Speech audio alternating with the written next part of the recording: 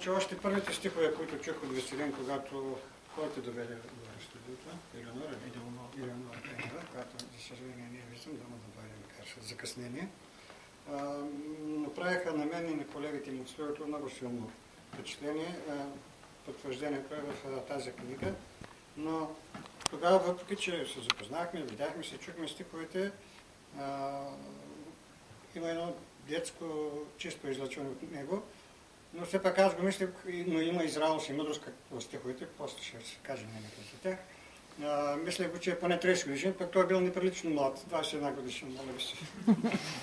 Да не е жив и здрав на всички, и сега ще се прочита моите две странички. Очилата ги слагам за авторитет, вече не мога да чета. Детска чистота, мъдрост и многобагреност има в стиховете на Веселин Иванов. Сядайте за повече. Как ги видях без очила, нали видяхте? След категоричното вписване на поета Димитър Гачев в картата на националната ни поезия, сега го аплодирам за това, че е подал ръка като редактор на яркия талант Веселин Иванов. Вярвам, че той ще бъде оценен високо, както това стана с моите приятели, прекрасните пловдивски поети Димитър Краев, Елеонора Пенева и Красимир Йорданов. Не случайно за тях се говори не като за автори от местно значение, а като за съвременни талантливи поети от новата поетична вълна. Към тях без колебание прибавям и Веселин Иванов. Изпитах празници, чувства и мисли, докато четях поетичната му книга «На две преки от слънцето», чудесно оформена от екип на университетското пловдивско издателство Паисий Хилендарски. Поезията на Веселин е многобагрена като пъстра смесена есенна гора в дните на циганското лято. Тези стихове трябва да се четат с чисти очи и са сътворени до край всички сетива. В тях има умиротворена светлина, като есенен мъдър слънчев лъч. А авторът е едва 21 годишен. Бог да го благослови и опази, за да ни радва дълго-дълго с нови прекрасни книги. Силно впечатляват неочакваните гледни точки и асоциативните връзки между иначе далечни природни пейзажи или пейзажи на душата. И цитирам два стиха. Скалите се изпружват до плашило, което се струшава на кристали. Или нощта е циганска каруца, оплетена в дрипови кадили. По някои два стиха подсказвате дали един автор е така роден поет или понеже научил, завършил филология, път той горе всичко инженер ще става, или технически специалист. Или така научил римите ритъма, или белия стих, или съводи и ще пописваше човекът като хоби. Значи, или следващото, нощта е циганска каруца, оплетена в дрипави кадели. Никой толкова, аз съм изчел стотици книги, български автори, преводни, руски книги, поети в оригинал, никъде не съм срещнал някой да се сравни нощта с циганска каруца. Поезията на Веселин варира от меки полутонове до остър сарказъм. Такова е стихотворението «Красотата и утопия за слепи». Цитирам част от него. Че храчим думите, че любовта се ражда след оргазма в изкълчените клони на дървета, че птиците туберкулозно кашлят, а красотата е утопия за слепи. Да не пропусна чудесните рисунки на младата художничка Кристина Йорданова и талантливия превод на немски на Евелина Команджийска. Веселин Иванов умее само с няколко стиха да създаде настроение, багри, усещането за душевен празник. Ще цитирам едно от този тип кратко стихотворение ритъм. Размазва се гремът на капки по прозорците. Листа рисуват с червило есента.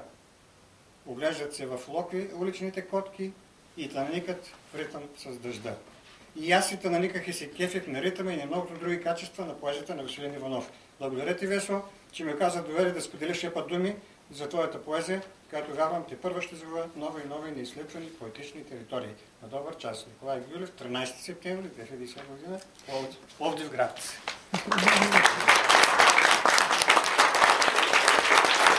И ще събрам някакво стихотворение да прочета от книгата.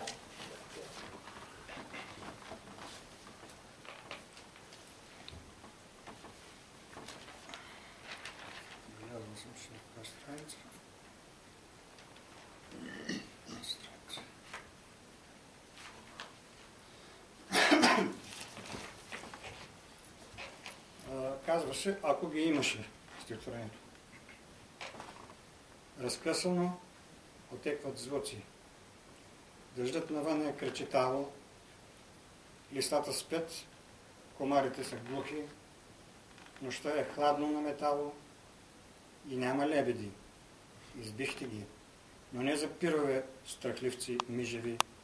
Бутилка бира и решихте, човечеството ни е застрашено от умиране.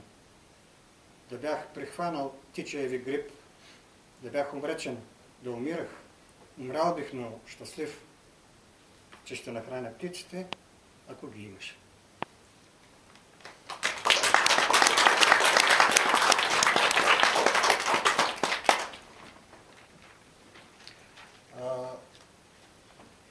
Значи, ако бъдете мен на едно място в рецензията, казвам, че от меките полутонове, от нежните стихове до острия сарказъм варират неговите поетични послания.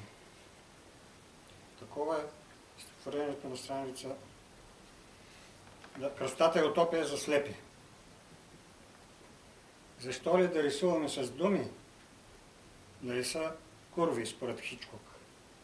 Кажи, че слънцето е цири и че звездите стискат гнойните си пъпки. Че храчим думите, че любовта се ражда след оргазма в изкълчените клони на дървета. Че птиците туберкулозно кашлят и красотата е утопия за слепи. Кажи, че ни вървим, а куцаме. Че вместо въздух дишаме цигари. Погледнем ли света така обаче, сме малодушни и сме се предали.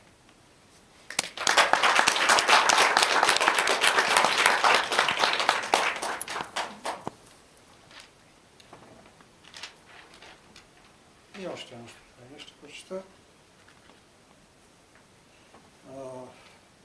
Стихотворение постоянно на любовта. Винаги съм казал на моите колеги, когато има горе сбирки, че любовната тема е препъни камък за много автори.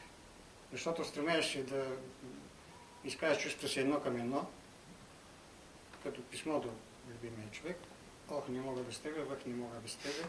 В житейски план моето уважение. Така е, когато човек обича истински, ще нито миг да не бъде да здраве, но няма ли художествени качества да се сложи в дневника автора да бъде написан и толкова. Докато по него се е получил, няма сълзлива слаганост, няма блудкави неща.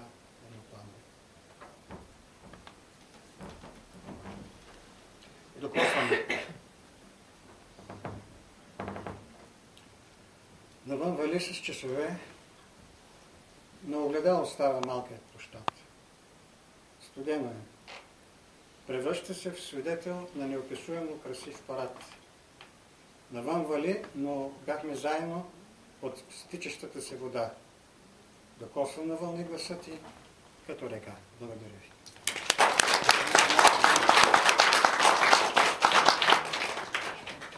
Редакторът Димитър Гачев. Добър вечер на всички.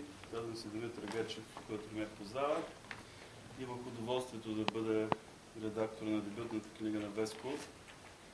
По една причина, че го чувствам много сходна душа и по друга, че той ми връща вярата в твърдението, че поетите се делят на интуитивно и ерудиране и че първите в по-голямата част от случаите пишат по-заблудяваща поезия. Така че ние с него двамата сме интуитивни поети, нямаме специализирано образование в тази област и се занимаваме основно с писане на каквото и да е. Той е лекар, той е инженер. Или се налага да измислиме разни хитрини, за да не бъдем съвсем боси в какви да е литературни спорове. Но Веселин Иванов няма нужда от подобни спорове, защото